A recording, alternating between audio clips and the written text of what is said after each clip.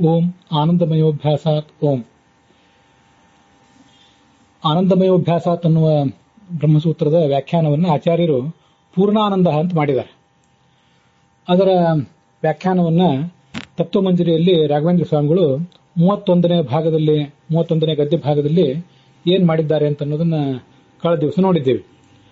ಅವನು ಪೂರ್ಣಾನಂದನಾದವನು ಪರಮಾತ್ಮ, ಉಚ್ಯತೆ ವಿಷ್ಣುರೇವೈಕಃ, ಆ ಏಕೈಕನಾದಂಥ ತನ್ನ ಅವಯವಾದಿಗಳಿಂದ ಅಭಿನ್ನನಾದಂಥ ಆ ಪರಮಾತ್ಮನೇ ಪೂರ್ಣಾನಂದನಾಗಿದ್ದಾನೆ. ಅವನಿಗೂ ಅವನ ಅವಯವಗಳಿಗೂ ಗುಣ ಕ್ರಿಯೆಗಳಿಗೂ ಯಾವುದೇ ಭೇದ ಇಲ್ಲ ಅಂತನ್ನೋದನ್ನ ಆ ಹಿಂದಿನ 31ನೇ ಭಾಗದಲ್ಲಿ ನೋಡಿದ್ದೇವೆ. ಈಗ ಆ ತತ್ವಮಂಜರಿಯ 32ನೇ ಭಾಗದಲ್ಲಿ ಇದನ್ನ ನಾವು ನೋಡಬೇಕು.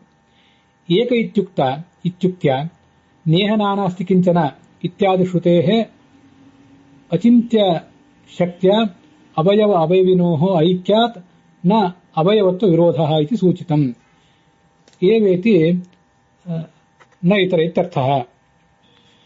ಆಚಾರ್ಯರು ಉಚ್ಯತೆ ವಿಷ್ಣುರೇವೈಕಃ ಏಕಃ ಅಂತ ಹೇಳಿದಾರಲ್ಲ, ಆ ಏಕಃ ಅನ್ನೋದ್ರಿಂದ ಏನ್ ಗೊತ್ತಾಗ್ತದೆ? ಕಳೆದ ದಿವಸ ಅದನ್ನು ನೋಡಿದೀವಿ, ಭಾಗವತ ತಾತ್ಪರ್ಯದ ಶ್ಲೋಕವನ್ನು ನೋಡಿದೀವಿ. ಜ್ಞಾನಾನಂದಾದ್ಯ ಭಿನ್ನತ್ವಾದ್ ಏಕ ಸರ್ವೋತ್ತಮತ್ವತಃ ಅದ್ವಿತೀಯೋ ಮಹಾವಿಷ್ಣು ಪೂರ್ಣತ್ವಾತ್ ಪುರುಷಸ್ಮೃತಃ ಅಂತ ಭಾಗವತ ತಾತ್ಪರ್ಯದ ಶ್ಲೋಕವನ್ನು ನೋಡಿದ್ದೀವಿ. ಆ ಭಗವಂತನನ್ನು ಏಕ ಅಂತ ಯಾಕೆ ಹೇಳ್ತಾರೆ ಅಂದ್ರೆ, ಅವನು ತನ್ನ ಜ್ಞಾನ, ಆನಂದ, ಗುಣ ಮತ್ತೆ ಉಳಿದ ಅವಯವಗಳು ಇದೆಲ್ಲದರಿಂದಲೂ ಅವನು ಅಭಿನ್ನ. ಅದಕ್ಕಾಗಿ ಆತನನ್ನು ಏಕ ಅಂತ ಹೇಳ್ತಾರೆ. ಏಕ ಎಂಬ ಶಬ್ದದಿಂದ ಆಚಾರ್ಯರು ಇದನ್ನು ಸೂಚನೆ ಮಾಡಿದ್ದಾರೆ. ಹಾಗಾದ್ರೆ ಆ ಯಾವ ಒಂದು ವಿಶೇಷವನ್ನ ಪರಮಾತ್ಮನ ನಾವು ಒಪ್ತೇವಲ್ಲ, ಆ ವಿಶೇಷದ ಬಲದಿಂದ ಪರಮಾತ್ಮನ ಗುಣ, ಕ್ರಿಯೆ, ಅವಯವ ಇತ್ಯಾದಿಗಳಿಗೆ ಅಭೇದವನ್ನೇನು ಹೇಳ್ತೇವಲ್ಲ, ಅದಕ್ಕೆ ಪ್ರಮಾಣ ಏನು ಅಂದ್ರೆ ನೇಹನಾನಾಸ್ತಿ ಕಿಂಚನ ಅಂತ ಏನು ಉಪನಿಷತ್ತುಗಳಲ್ಲಿ ಮಾತಿದೆ, ಇದೇ ಆ ವಿಶೇಷದ ಅಸ್ತಿತ್ವವನ್ನು ಸಮರ್ಥನೆ ಮಾಡುವಂತಹ ಶ್ರುತಿ. ಈಗ ಈ ಪರಮಾತ್ಮನಲ್ಲಿ ನಾನಾ ಭಿನ್ನವಾದದ್ದು ನ ಯಾವುದೂ ಕೂಡ ಇಲ್ಲ. ಅಸ್ತಿ ಕಿಂಚನ ಏನೋ ಒಂದಿದೆ, ಅದೇ ವಿಶೇಷ ಅಂತ ಹೀಗೆ ಅದನ್ನ ವ್ಯಾಖ್ಯಾನಿಸ್ತಾರೆ. ಇತ್ಯಾದಿ ಶ್ರುತೇಹೆ, ಈ ಶ್ರುತಿಯ ಬಲದಿಂದ ಅಚಿಂತ್ಯ ಶಕ್ತಿಯ, ಆ ಪರಮಾತ್ಮನಲ್ಲಿ ಒಂದೇನು ಅಚಿಂತ್ಯವಾದ ಶಕ್ತಿ ಇದೆ, ಅದರಿಂದ ಅವಯವ ಅವಯವಿನೋಹ ಐಕ್ಯಾತ್, ಪರಮಾತ್ಮನೇ ಅವಯವಿ, ಅವನೇ ಅವಯವ. ಅದರಿಂದ ಪರಮಾತ್ಮನಿಗೂ ಅವನ ಅವಯವಗಳಿಗೂ ಯಾವುದೇ ರೀತಿಯಾದ ಭೇದ ಇಲ್ಲ, ಐಕ್ಯವೇ ಇರೋದ್ರಿಂದ ಈ ಬ್ರಹ್ಮಪುಚ್ಛಂ ಪ್ರತಿಷ್ಠಾ ಎಂಬಲ್ಲಿ ಈ ಬ್ರಹ್ಮ ಅನ್ನುವುದು ಆನಂದಮಯನ ಪುಚ್ಛ ಅಂತಾದ್ರೂ ಏನು ತೊಂದರೆ ಇಲ್ಲ ಅಂತ ಇಷ್ಟು ಗೊತ್ತಾಗ್ತದೆ. ಉಚ್ಯತೆ ವಿಷ್ಣುರೇವೈಕಃ ಅಂತ ಆ ಅನುಭಾಷ್ಯದ ಶ್ಲೋಕದಲ್ಲಿದೆಯಲ್ಲ, ವಿಷ್ಣುರೇವ ಅಂತ ಹೇಳಿದ್ರಿಂದ ನ ಇತರೆ ಇತಿ ಆದೇಹ ಅರ್ಥ. ಈ ಅವನೊಬ್ಬನೇ ಪ್ರತಿಪಾದ್ಯನಾಗಿದ್ದಾನೆ ಹೊರತು ಇನ್ನು ಯಾರೂ ಕೂಡ ಪ್ರತಿಪಾದಿತರಾಗಿಲ್ಲ. ಮತ್ತೆ ನೇತರೆ ಅಂತ ಒಂದು ಸೂತ್ರ ಇದೆ ಮುಂದೆ, ನೇತರಹ ಅಂತ ಈಗೇನೋ ಸೂತ್ರ ಇರಬೇಕು. ಆ ಸೂತ್ರದಿಂದ ಪ್ರತಿಪಾದಿತವಾದಂತಹ ಅರ್ಥವನ್ನ ಸಮರ್ಥನೆ ಮಾಡಿದ್ದಾರೆ. ಪರಮಾತ್ಮನೇ ವಾಚ್ಯನೇ ಹೊರತು ಬೇರೆ ಯಾರು ಕೂಡ ವಾಚ್ಯರು ಅಲ್ಲ ಅಂತ. ಆ ಸೂತ್ರದ ಅರ್ಥ ಇತ್ಯಾದಿಗಳನ್ನ ನಾವು ಮುಂದೆ ಬ್ರಹ್ಮಸೂತ್ರ ಭಾಷ್ಯದಲ್ಲಿ ನೋಡ್ತೀವಿ. ಈಗ ನಾವಿಲ್ಲೇನು ಈ ಆನಂದಮಯೋಭ್ಯಾಸ ಅನ್ನುವ ಸೂತ್ರ ಮತ್ತೆ ಅದರ ವ್ಯಾಖ್ಯಾನ ರೂಪವಾದಂತಹ ಪೂರ್ಣಾನಂದ ಅನ್ನೋ ಶಬ್ದವನ್ನ ಇದನ್ನೆಲ್ಲ ನೋಡ್ತಾ ಇದ್ದೇವಲ್ಲ, ಇದೆಲ್ಲವೂ ಕೂಡ ಈ ಬ್ರಹ್ಮಸೂತ್ರ ಭಾಷ್ಯಗಳ ಅನುವ್ಯಾಖ್ಯಾನದ ಅಧ್ಯಯನಕ್ಕೆ ಅಧಿಕಾರಿಗಳು ಯಾರು? ನಾವು ಹಿಂದೆ ಅದನ್ನೊಂದು ಬಾರಿ ನೋಡಿದ್ದೇವೆ. ಯಾರು ಸಾಂಗ ವೇದಗಳನ್ನ ಉಪನಿಷತ್ತುಗಳನ್ನೆಲ್ಲ ಓದಿರ್ತಾರೋ ಅವರೇ ಅಧಿಕಾರಿಗಳು ಅಂತ ಅಲ್ಲಿ ಬಂದಿದೆ. ತೈತ್ತರೀಯ ಉಪನಿಷತ್ತಿನ ಕೆಲವು ಭಾಗಗಳನ್ನ ಮತ್ತೆ ಅದಕ್ಕೆ ಸಂಬಂಧಪಟ್ಟಂತಹ ಭಾಷ್ಯವನ್ನು ಗಮನಿಸಿದರೆ ನಮಗೆ ಇದರ ಬಗ್ಗೆ ಪೂರ್ಣವಾದಂತಹ ಚಿತ್ರಣ ಒಂದು ಸಿಗಲಿಕ್ಕೆ ಸಾಧ್ಯ. ಹಿಂದೆ ಈ 28ನೇ ಭಾಗದಲ್ಲಿ ವಿಕಾರಾರ್ಥ ಮಯಡಂತ ಶಬ್ದೋಕ್ತತ್ವೇನ ಅಬ್ರಹ್ಮತ್ವಾತ್ ಅಬ್ರಹ್ಮ ಅವಯವಸ್ಯ ಅಧಿಜ್ಞಾಸ್ಯತ್ವಾತ್, ಆನಂದಮಯ ಅಂದ್ರೆ ಆನಂದದ ವಿಕಾರ ಅಂತ ಅರ್ಥ. ಆ ವಿಕಾರವುಳ್ಳಂಥವನು ಬ್ರಹ್ಮ ಆಗುವುದು ಹೇಗೆ? ಆ ಬ್ರಹ್ಮನೇ ಅಲ್ಲ ಅಂತ ಆದ್ಮೇಲೆ ಮತ್ತೆ ಅವನ ಅವಯವದ ಜಿಜ್ಞಾಸೆ ಮಾಡಿ ಆದ್ರೂ ಏನು ಉಪಯೋಗ ಅಂತ ಹೀಗೆಲ್ಲ ಅಲ್ಲಿ ಬಂದಿತ್ತು. ಮತ್ತೆ ಅವಯವಿನ ಅವಯವ ಜಿಜ್ಞಾಸ ಅಯೋಗಾಚ್ಚ, ಇದು 28ನೇ ಗದ್ಯ ಭಾಗದಲ್ಲಿ ತತ್ವಮಂಜರಿಯಲ್ಲಿ ಅವಯವಿಯನ್ನು ಬಿಟ್ಟು ಅವಯವದ ಜಿಜ್ಞಾಸೆ ಮಾಡೋದು ಹೇಗೆ, ಹೀಗೆಲ್ಲ ಪ್ರಶ್ನೆಗಳು ಬಂದಿದ್ದು.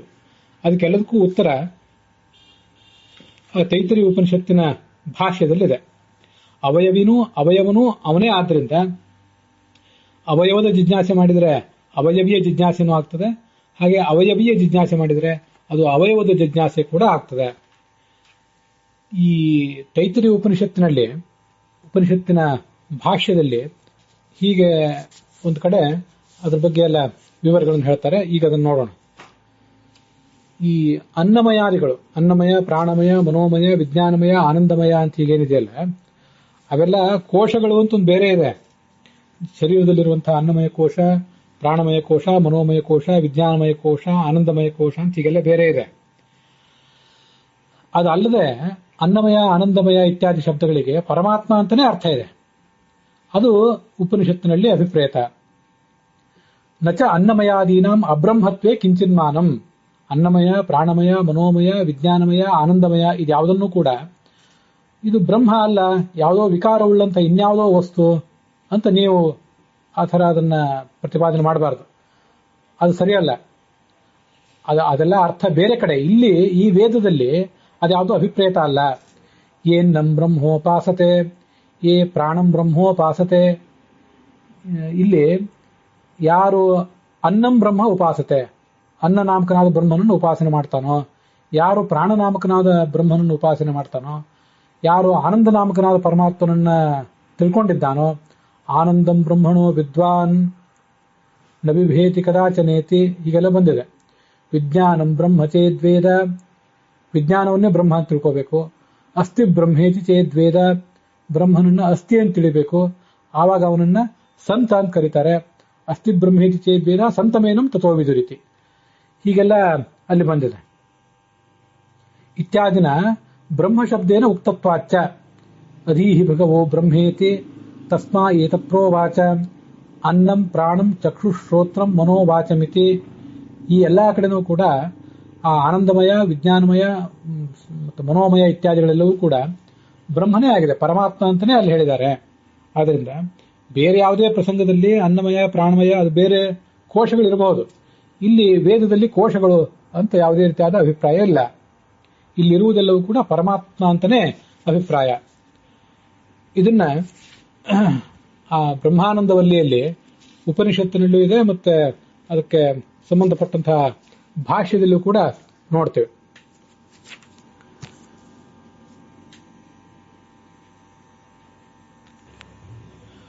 ಮನೋಮಯ ಕೋಶ, ಅನ್ನಮಯ ಕೋಶ ಇತ್ಯಾದಿ ಕೋಶಗಳಿವೆಯಲ್ಲ, ಆಯಾ ಕೋಶಗಳಲ್ಲಿ ಪರಮಾತ್ಮ ಮನೋಮಯ ಎಂಬ ಶಬ್ದದಿಂದಲೇ ವಾಚ್ಯನಾಗಿದ್ದಾನೆ. ಮನೋಮಯ ಕೋಶಸ್ಥನಾದವನು ಸಂಕರ್ಷಣ, ಹಾಗೆ ಪ್ರಾಣಮಯ ಎಂಬ ಶಬ್ದದಿಂದ ವಾಚ್ಯನಾದವನು ಪ್ರಾಣಮಯ ಕೋಶದಲ್ಲಿರುವಂತಹ ಪ್ರದ್ಯುಮ್ನ, ಹೀಗೆಲ್ಲ ಬಂದಿದೆ. ಮುಂದೆ ವಿಜ್ಞಾನಮಯ ಅನ್ನುವಂತಹ ಒಂದು ಶಬ್ದವೂ ಕೂಡ ಬರ್ತದೆ. ಹಾಗೆ ಆನಂದಮಯ ಅನ್ನುವಂತಹ ಒಂದು ಶಬ್ದನೂ ಬರ್ತದೆ. ವಿಜ್ಞಾನಮಯ ಎಂಬ ಶಬ್ದ ವಾಸುದೇವನನ್ನ ಹೇಳ್ತದೆ, ಹಾಗೆ ಆನಂದಮಯ ಎಂಬ ಶಬ್ದ ನಾರಾಯಣನ ಹೇಳ್ತದೆ. ಆದ್ರಿಂದ ಇವೆಲ್ಲವೂ ಶಬ್ದಗಳು ಕೂಡ ಪರಮಾತ್ಮನನ್ನೇ ಪ್ರತಿಪಾದನೆ ಮಾಡ್ತವೆ ಅಂತ ತಿಳ್ಕೊಳ್ಬೇಕು. ಹರಿಕಥಾಮೃತ ಸಾರ ಇತ್ಯಾದಿಗಳನ್ನು ಕೇಳಿದವರಿಗೆ ಇದು ಗೊತ್ತಿರ್ತದೆ. ಪಂಚನಾರಿ ತುರಗ, ನವನಾರಿ ತುರಗ ಇತ್ಯಾದಿ ಅಂತ. ಒಂದು ಕುದುರೆ ಅಥವಾ ಒಂದು ಆನೆ, ಅದರಲ್ಲಿ ಒಂದು ಆನೆಯ ಚಿತ್ರ ಇರ್ತದೆ. ಆದರೆ ಆನೆಯ ಚಿತ್ರವನ್ನು ಸೂಕ್ಷ್ಮವಾಗಿ ಗಮನಿಸಿದರೆ ಅದರೊಳಗೆ 9 ಜನ ಸ್ತ್ರೀಯರು ಬೇರೆ ಬೇರೆ ಭಂಗಿಗಳಲ್ಲಿ ಅಡಗಿಕೊಂಡಿರ್ತಾರೆ. ಆದ್ರಿಂದ ಆ ಒಳಗೆ ಒಬ್ಬೊಬ್ಬ ಸ್ತ್ರೀ ಪ್ರತ್ಯೇಕವಾಗಿಯೇ ಇದ್ದಾಳೆ. ಅವರೆಲ್ಲರೂ ಸೇರಿ ಆ ನವನಾರಿ ತುರಗ ಆಗಿದೆ. ಹಾಗೆ ಪಂಚನಾರಿ ತುರಗ, 5 ಕುದುರೆಗಳಿಂದ ಕೂಡಿದಂತಹ ಒಂದು ತುರಗ ಅಂತ ಆಗಿದೆ. ಹಾಗೆ ಈ ಆನಂದಮಯ ಅಂತ ಕರೆಸ್ಕೊಂಡಿರುವಂತಹ ನಾರಾಯಣ ಏನಿದ್ದಾನಲ್ಲ, ಅವನಿಗೆ ಒಂದು ಶಿರಸ್ಸಿದೆ, ಅವನಿಗೆ 2 ಕೈಗಳಿವೆ, ಕಾಲುಗಳಿವೆ, ಹಾಗೆ ಅವನಿಗೆ ಪಾದವೂ ಕೂಡ ಇದೆ. ಇಲ್ಲಿ ನಮ್ಮ ತಲೆಗೆ ಒಂದು ಪ್ರತ್ಯೇಕ ಹೆಸರಿಲ್ಲ, ಇದನ್ನ ನಾವು ಗಮನಿಸಬೇಕು. ನಮ್ಮ ಕಾಲುಗಳಿಗೆ ಪ್ರತ್ಯೇಕ ಹೆಸರಿಲ್ಲ, ಮತ್ತೆ ನಮ್ಮ ತಲೆಗೂ ಕೂಡ ಪ್ರತ್ಯೇಕವಾದ ಹೆಸರಿಲ್ಲ. ಕೈಯಿಂದ ಮಾಡುವಂತ ಕೆಲಸವನ್ನ ಕಾಲು ಮಾಡಲಾರದು, ಕಾಲು ಮಾಡುವ ಕೆಲಸವನ್ನ ಕೈ ಮಾಡಲಾರದು. ಆದರೆ ಪರಮಾತ್ಮನ ಆ ಆನಂದಮಯ ಎಂಬ ಶಬ್ದದಿಂದ ವಾಚ್ಯವಾದ ನಾರಾಯಣ ರೂಪ ಏನಿದೆ, ಅದರಲ್ಲಿ ಆ ಶಿರಸ್ಸು, ಕೈಗಳು ಅದರ ಕಾಲುಗಳು, ಅದರ ಮಧ್ಯ ದೇಹ, ಅವು ಎಲ್ಲದಕ್ಕೂ ಕೂಡ ಒಂದೊಂದು ಪ್ರತ್ಯೇಕ ಹೆಸರಿದೆ ಮತ್ತು ಅವೆಲ್ಲವೂ ಕೂಡ ಭಗವಂತನ ಒಂದೊಂದು ರೂಪವೇ ಆಗಿದೆ. ಈ ಆನಂದಮಯನಾದಂತಹ ನಾರಾಯಣ ಏನಿದ್ದಾನೆ ಅವನ ಶಿರಸ್ಸಿಗೆ ಪ್ರಿಯ ಅಂತ ಹೆಸರು.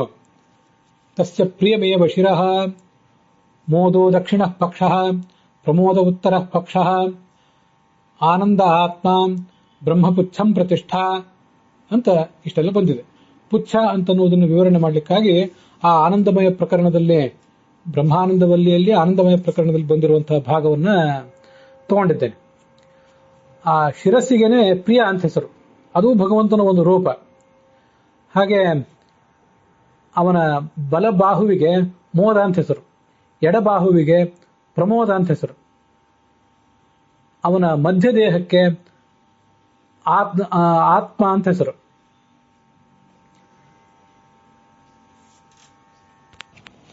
ಆ ಆನಂದಮಯ ನಾರಾಯಣನ ಪಾದಗಳಿಗೆ ಬ್ರಹ್ಮ ಅಂತ ಹೆಸರು. ಅವನೇ ಪುಚ್ಛ ಅಂದ್ರೆ ಪಾದ, ಜಗತ್ತಿನ ಸ್ಥಿತಿಗೆ, ಜಗತ್ತಿನ ಅಸ್ತಿತ್ವಕ್ಕೆ ಅವನ ಕಾರಣ. ಅವನಿಗೆ ಬ್ರಹ್ಮ ಅಂತ ಯಾಕೆ ಹೆಸರು ಅಂತಂದ್ರೆ ಅದನ್ನೇ ಆ ಭಾಷ್ಯದಲ್ಲಿ ಹೇಳ್ತಾರೆ.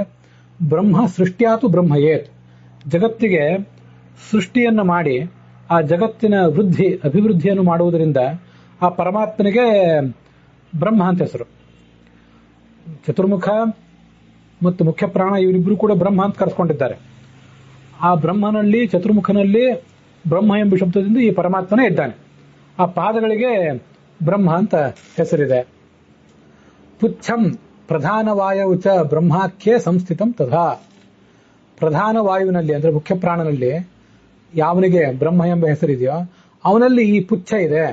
ಪುಚ್ಛ ಅಂದ್ರೆ ಭಗವಂತನ ಪಾದ, ಅದಕ್ಕೆ ಬ್ರಹ್ಮ ಅಂತ ಹೆಸರು. ಅದಕ್ಕೆ ಬ್ರಹ್ಮ ಅಂತ ಹೆಸರು ಬರಲಿಕ್ಕೆ ಅದು ಸೃಷ್ಟಿ ಮಾಡಿ ಜಗತ್ತನ್ನ ಅಭಿವೃದ್ಧಿಪಡಿಸುವುದರಿಂದಲೇ ಆಗಿದೆ. ಭಗವಂತನಿಗೆ ತನ್ನ ರೂಪಗಳಲ್ಲಿ ಪರಸ್ಪರ ಭೇದ ಇಲ್ಲ. ಅಭೇದೋಪಿ ಅವಿಶೇಷೋಪಿ ಪರಮೈಶ್ವರ್ಯ ಯೋಗತಃ ದೇಹ ದೇಹಿ ವದೇವಾಸೌ ಪಂಚಧಾ ಅವಸ್ಥಿತೋ ಹರಿಹಿ. ಹೀಗೆ ಭೇದ ಇಲ್ಲದೆ ಹೋದರೂ ಕೂಡ ತನ್ನ ಅಚಿಂತ್ಯವಾದ ಶಕ್ತಿಯ ಮೂಲಕ ಮತ್ತು ಆ ಭೇದ ಪ್ರತಿನಿಧಿಯಾದಂತಹ ವಿಶೇಷದ ಬಲದಿಂದ ಆ 5 ರೂಪಗಳನ್ನು ಅವನು ತಾಳಿದ್ದಾನೆ. ಹೀಗೆ ಒಂದು ಆನಂದಮಯ ಅಂದ್ರೆ ನಾರಾಯಣ, ಅದು ಒಂದರಲ್ಲಿ 5 ರೂಪಗಳು ಅಡಕಾಗಿವೆ. ಅವನ ತಲೆಗೆ ಪ್ರಿಯ ಅಂತ ಹೆಸರು, ಕೈಗಳಿಗೆ ಮೋದ ಪ್ರಮೋದ ಅಂತ ಹೆಸರು, ಮಧ್ಯ ದೇಹಕ್ಕೆ ಆನಂದ ಅಂತ ಹೆಸರು, ಮತ್ತೆ ಪಾದಕ್ಕೆ ಬ್ರಹ್ಮ ಅಂತ ಹೆಸರು. ಹೀಗೆ ಮನೋಮಯ ಮೊದಲಾದ ಎಲ್ಲಾ ರೂಪಗಳಿಗೂ ಕೂಡ ಬೇರೆ ಬೇರೆ ರೀತಿಯಾದಂತಹ ವರ್ಣನೆ ಮಾಡ್ತಾರೆ. ಋಗ್ ದಕ್ಷಿಣ ಪಕ್ಷ, ಸಾಮೋತ್ತರ ಪಕ್ಷ ಇತ್ಯಾದಿ ರೂಪವಾಗಿ. ಅದನ್ನೇ ನಾವೀಗ ಈ ಅಣು ತತ್ವಮಂಜರಿಯ 32ನೇ ಭಾಗದಲ್ಲಿ ಅಚಿಂತ್ಯ ಶಕ್ತಿಯ, ಭಗವಂತನ ಅಚಿಂತ್ಯವಾದ ಶಕ್ತಿಯಿಂದ ಅವಯವ ಅವಯವಿನೋಹೋ ಐಕ್ಯಾತ್, ಆನಂದಮಯ ಎಂಬ ಶಬ್ದದಿಂದ ವಾಚ್ಯನಾದಂತಹ ನಾರಾಯಣನು ಅದರ ಅವಯವವಾದಂತಹ ಬ್ರಹ್ಮನು ಇಬ್ರು ಕೂಡ ಒಂದೇ ಆಗಿದ್ದಾರೆ. ಆದ್ರಿಂದ ಬ್ರಹ್ಮನ ಜಿಜ್ಞಾಸೆ ಮಾಡಿದರೆ, ಆನಂದಮಯನ ಪಾದನಾದಂತಹ ಬ್ರಹ್ಮನ ಜಿಜ್ಞಾಸೆ ಮಾಡಿದರೆ ಆನಂದಮಯನ ಜಿಜ್ಞಾಸೆ ಮಾಡಿದ ಹಾಗೇನೆ, ಮತ್ತೆ ಆನಂದಮಯನಾದಂತಹ ನಾರಾಯಣನ ಜಿಜ್ಞಾಸೆ ಮಾಡಿದರೆ ಅಲ್ಲೂ ಕೂಡ ಆ ಪಾದದ ಜಿಜ್ಞಾಸೆ ಮಾಡಿದಂತೆನೆ. ಆದ್ರಿಂದ ಈಗಾಗಲೇ ನಾವು ನೋಡಿದಂತೆ ಈ ಆನಂದಮಯ ಇತ್ಯಾದಿಗಳೇನು ಕೋಶಗಳಿವೆ, ಆ ಕೋಶಗಳನ್ನು ಮಾತ್ರ ಇಲ್ಲಿ ಹೇಳ್ತಾ ಇಲ್ಲ, ಆ ಕೋಶದಲ್ಲಿ ಅಂತರ್ಗತನಾದಂತಹ ಭಗವಂತನನ್ನ ಅವು ಹೇಳ್ತಾ ಇವೆ. ಹೀಗೆ ಆಯಾ ಕೋಶದಲ್ಲಿರುವಂತಹ ಮತ್ತು ಆಯಾ ಶಬ್ದದಿಂದಲೇ ವಾಚ್ಯನಾದಂತಹ ಭಗವಂತ ಅಲ್ಲಿದ್ದಾನೆ. ಅವನ ಅವಯವ ಈ ಪುಚ್ಛ ಮೊದಲಾದದ್ದಾಗಿದೆ. ಅದನ್ನು ಜಿಜ್ಞಾಸೆ ಮಾಡಿದರೆ ಯಾವುದೇ ರೀತಿಯಾದಂತಹ ದೋಷವೂ ಕೂಡ ಇಲ್ಲ. ಮತ್ತೆ ಅಲ್ಲಿ ವಿಕಾರಾರ್ಥ ಮಯಡಂತ ಅಂತ ಬಂತು 28ನೇ ಶ್ಲೋಕದಲ್ಲಿ, 28ನೇ ಗದ್ಯ ಭಾಗದಲ್ಲಿ. ಮಯಟ್ ಎಂಬ ಪ್ರತ್ಯಯ ಅದು ವಿಕಾರವನ್ನು ಹೇಳ್ತದೆ ಅಂತ ಯಾರು ಕೂಡ ಭಾವಿಸಬಾರದು. ಸರ್ವಮೂಲದಲ್ಲಿ ಅದನ್ನ ಒಂದು 2-4 ಕಡೆ ಆಚಾರ್ಯರು ಮಯಟ್ ಶಬ್ದಕ್ಕೆ ಏನರ್ಥ ಅಂತ ಅನ್ನೋದನ್ನ ಹೇಳಿದ್ದಾರೆ. ಭಾಗವತ ತಾತ್ಪರ್ಯದಲ್ಲಿ ಆನಂದಮಯ ಅಂತ ಪರಮಾತ್ಮನನ್ನ ಶ್ರುತಿ ಹೇಳಿದೆಯಲ್ಲ, ಅಲ್ಲಿ ಮಯ ಅಂದ್ರೆ ವಿಕಾರ ಅಂತ ಖಂಡಿತ ಅರ್ಥ ಅಲ್ಲ. ವಿಕಾರ ಅನ್ನೋದಕ್ಕೆ ಮಯ ಶಬ್ದಕ್ಕೆ ಏನು ಅರ್ಥ ಅಂತ ಅನ್ನೋದನ್ನ ಆಚಾರ್ಯರು ಭಾಗವತ ತಾತ್ಪರ್ಯ, ಗೀತಾ ಭಾಷ್ಯ ಇತ್ಯಾದಿ ಕಡೆಗಳಲ್ಲಿ ವರ್ಣನೆ ಮಾಡಿದ್ದಾರೆ. ಅಂಥ ಒಂದೆರಡು ಉಲ್ಲೇಖಗಳನ್ನು ಈಗ ನೋಡೋಣ. ತಾದಾತ್ಮ್ಯಾರ್ಥೇ ಮಯಟ್, ಇದು ಗೀತೆಯ 7ನೇ ಅಧ್ಯಾಯದ 13ನೇ ಶ್ಲೋಕ. ತ್ರಿಭಿರ್ಗುಣಮಯೈ ಭಾವೈ ಏಭಿ ಸರ್ವಮಿದಂ ತತ್ ಜಗತ್ ಅಂತ ಶ್ಲೋಕ. ಅಲ್ಲಿ ತಾದಾತ್ಮ್ಯಾರ್ಥೇ ಮಯಟ್, ತಾದಾತ್ಮ್ಯ ಎಂಬ ಅರ್ಥದಲ್ಲಿ ಮಯಟ್ ಪ್ರತ್ಯಯ ಅಂತ ವರ್ಣನೆ ಮಾಡಿದ್ದಾರೆ. ತಚ್ಚೋಕ್ತಂ ತಾದಾತ್ಮ್ಯಾರ್ಥೆ ವಿಕಾರಾರ್ಥೆ ಪ್ರಾಚುರ್ಯಾರ್ಥೆ ಮಯಟ್ ತ್ರಿಧಾ. ಮಯಟ್ ಪ್ರತ್ಯಯ ಬರುವುದು ತಾದಾತ್ಮ್ಯ ಎಂಬ ಅರ್ಥದಲ್ಲಿ, ವಿಕಾರ ಎಂಬ ಅರ್ಥದಲ್ಲಿ ಮತ್ತು ಪ್ರಾಚುರ್ಯ ಎಂಬ ಅರ್ಥದಲ್ಲಿ ಅಂತ ಹೀಗೆ ಅರ್ಥ ಇದೆ. ತಾದಾತ್ಮ್ಯ ಅಂತಂದ್ರೆ ಅಭೇದ ಅಂತ ಅರ್ಥ. ಹಾಗಾಗಿ ಆನಂದಮಯ ಅಂತಂದ್ರೆ ಆನಂದದ ಅಭಿನ್ನ ಅಂತ ಅರ್ಥ. ಮಯ ಅಂತ ಅನ್ನೋದಕ್ಕೆ ವಿಕಾರ ಅಂತ ಅರ್ಥ ಇಲ್ಲ ಅಂತ ಅರ್ಥ ಅಲ್ಲ, ವಿಕಾರ ಅಂತ ಅರ್ಥ ಇದ್ದೇ ಇದೆ. ಹಾಲಿನ ಈ ಪಾಯಸ ಹಾಲಿನ ಮಯವಾಗಿದೆ ಅಂತ ಹೇಳ್ತಾರೆ.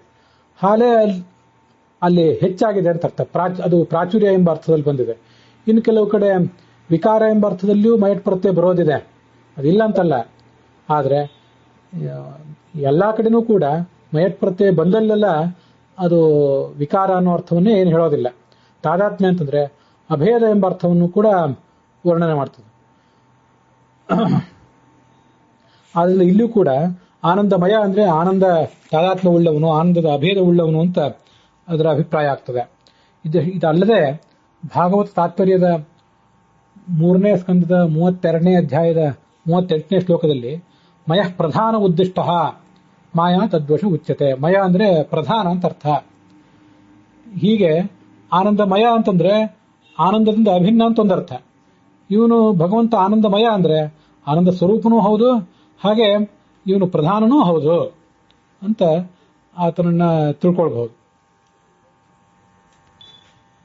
ಮಾಯಾತು ಮಹಿಮಾ ಪ್ರೋಕ್ತ ಅಂತ ಮತ್ತೊಂದು ಕಡೆ ಬಂದಿದೆ. ಇದು ಭಾಗವತ ತಾತ್ಪರ್ಯದಲ್ಲಿ 3:7:39 ಬಂದಿದೆ. ಭಾಗವತ ತಾತ್ಪರ್ಯದಲ್ಲಿ ಮತ್ತೊಂದು ಕಡೆ ಮಾಯಾ ಅಂದ್ರೆ ಮಾಯಾ ವಿಷ್ಣೋ ಇಚ್ಛಾ ಸೈವ ಮಾಯಾ ಸಮುದ್ದಿಷ್ಟ ಸ್ವತಂತ್ರೈಕ ಹರೇರ್ಮತಿ ಅಂತ ವರ್ಣನೆ ಮಾಡಿದ್ದಾರೆ. ಹೀಗೆ ಮಾಯಾ ಎಂಬ ಶಬ್ದಕ್ಕೆ ಎಲ್ಲಾ ಕಡೆನೂ ಕೂಡ ವಿಕಾರ ಅಂತಲೇ ಅರ್ಥ ಅಲ್ಲ.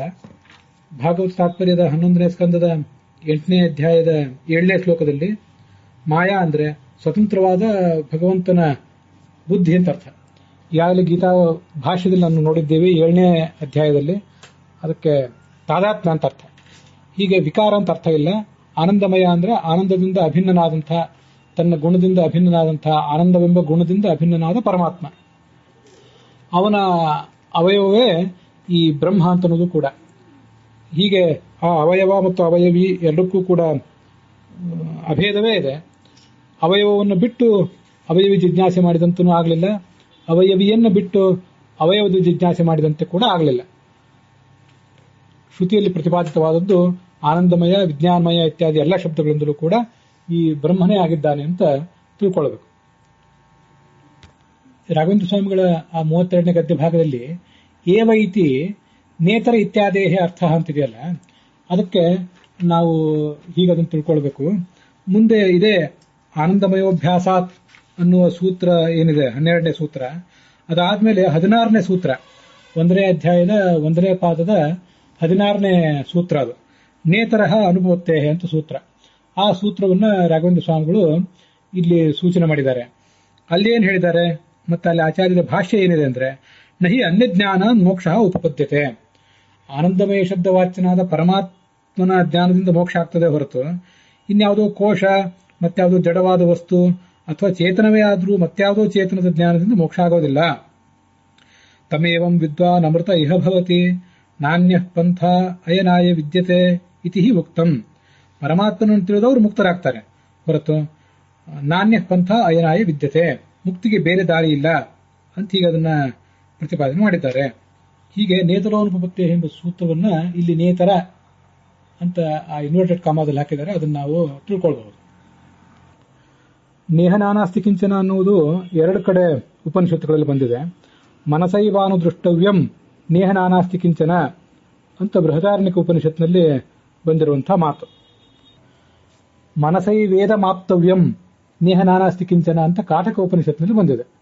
ಹೀಗೆ ಇವೆರಡೂ ಕೂಡ ಪರಮಾತ್ಮನ ಗುಣಕ್ರಿಯಾ ಅವಯವ ಇತ್ಯಾದಿಗಳಿಗೆ ಭೇದವನ್ನು ಹೇಳಬಾರದು, ಸವಿಶೇಷ ಭೇದವನ್ನು ಹೇಳಬೇಕು ಅಂತ ತಿಳಿಸುವಂತಹ ಎರಡು ವೇದ ವಾಕ್ಯಗಳು.